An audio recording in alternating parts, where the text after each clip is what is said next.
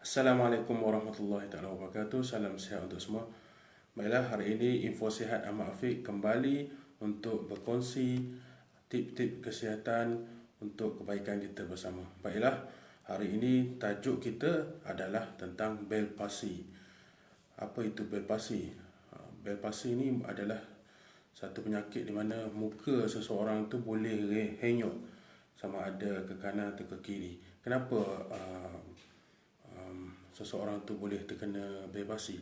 Okey, bel pasi ni adalah satu bentuk penyakit yang berkaitan dengan otot muka, uh, iaitu melibatkan saraf muka yang ketujuh, iaitu saraf kranial. Bel pasi ni boleh terjadi kerana saraf muka tu telah saraf otot ni telah mengalami satu keradangan dan dianya telah menjadi membengkak dan juga ataupun terhimpit. Uh, ini bel pasi ini adalah salah satu stroke kecil, minor stroke. Ianya tidak dikategorikan sebagai stroke besar, kerana ianya hanya melibatkan muka seseorang tu hanyut di otot-otot wajah sahaja.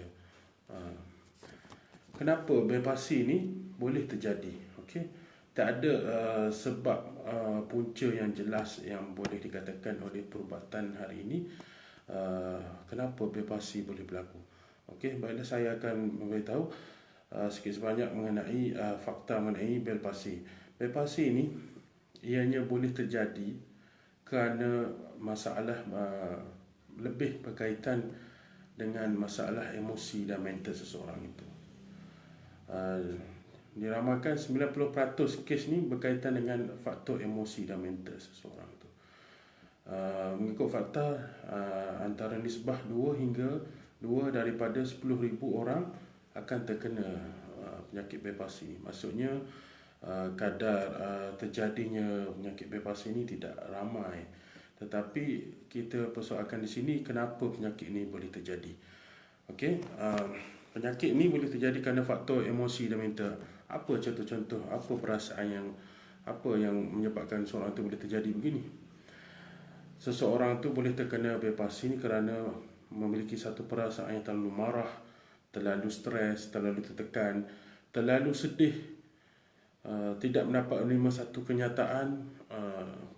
Lama kelamaan, apabila perasaan tersebut dibawa setiap hari, perasaan benci, perasaan sedih yang dibawa setiap hari, dan boleh menyebabkan badan merespon, boleh menyebabkan jadi bel pasi. Jadi oleh itu, saya pernah melihat, saya pernah bertanya pasien-pasien pesakit-pesakit yang kena bel pasi ni. Saya tanya kenapa punca. Rata-ratanya punca kerana bel pasi ni yang saya dapat adalah sedih yang terlalu lama. Contohnya sedih kerana suami meninggal, kemalangan di depan mata, jadi trauma, jadi sedih itu berpanjangan, boleh menyebabkan bel pasi berlaku. Ataupun contoh lain adalah terlalu benci pada seseorang, mungkin rakan sekerja yang bekerja sekali, terlalu benci, terlalu marah kepada bos ataupun rakan sekerja tu. Lama kelamaan seseorang itu, muka seseorang tu boleh heyuk juga.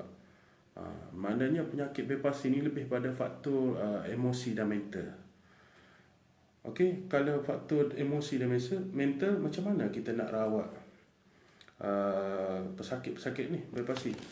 Okey, di sini saya hendak menyatakan ada beberapa teknik rawatan alternatif yang boleh diikhtiarkan untuk membantu para pesakit bel pasi ni untuk mengurangkan kesakitan mereka, dan mudah-mudahan mereka akan sembuh. Sebab kajian menunjukkan bel pasi ni pesakit tu akan sembuh dengan sendirinya. Tapi apa usaha ikhtiar para pesakit ni? Okey, di sini saya nyatakan ada lebih kurang 4 rawatan alternatif untuk pesakit bel pasi ni. Yang pertamanya adalah urutan minor stroke, urutan untuk orang stroke. Maknanya pesakit ni perlu mendapatkan urutan tradisional, urutan badan, kerana pesakit ni terlalu stres. Jadi dia perlu berurut kerana urat-urat badan dia terlalu keras, terlalu tegang. Oleh kerana mereka stres dan berbagai-bagai lagi perasaan yang ditanggung tu, Itulah jadi pesakit perlu mendapatkan rawatan urut. Yang keduanya adalah alternatif untuk sakit berpasir ni. Rawatan alternatifnya adalah seperti akupuntur. Akupuntur ni baik untuk berpasir kerana para pengamal akupuntur dia dapat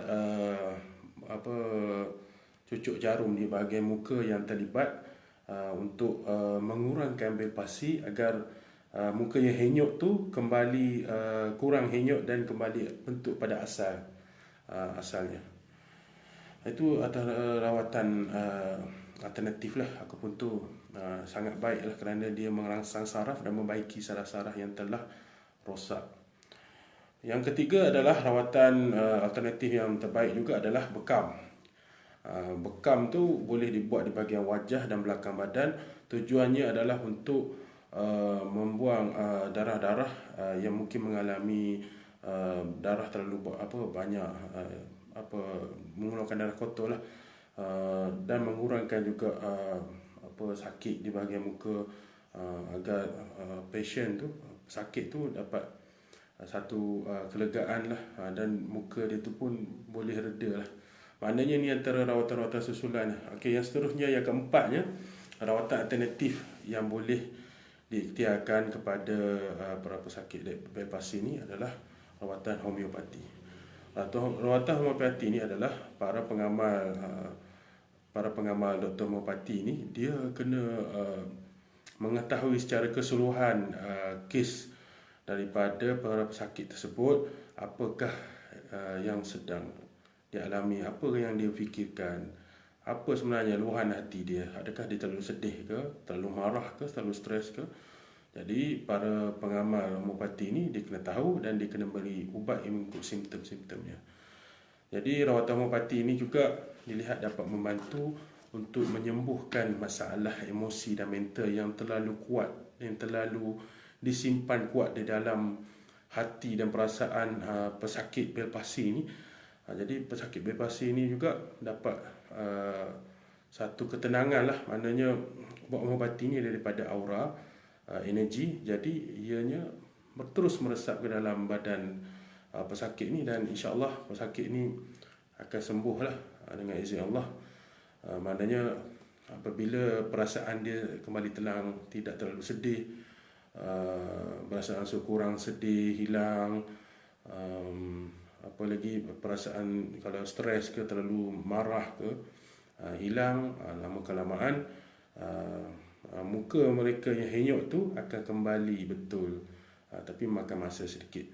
Jadi itu saja perkongsian saya pada hari ini, Info Sihat Ahmad Afiq, yang bersiaran di Facebook Live dan juga YouTube channel kami Info Sihat Ahmad Afiq, tentang tajuk kita pada hari ini.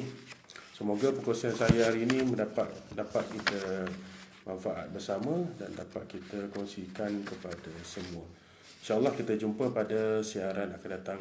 Okey, baiklah, sebelum itu jangan lupa subscribe YouTube channel Info Sihat Ahmad Afiq, dan juga jangan lupa like dan share fanpage kami, Facebook fanpage kami, Al-Murtaza Jamal Center. Okey, sekian, terima kasih. Kita jumpa pada siaran akan datang pula. Maximum your potential. Assalamualaikum warahmatullahi wabarakatuh.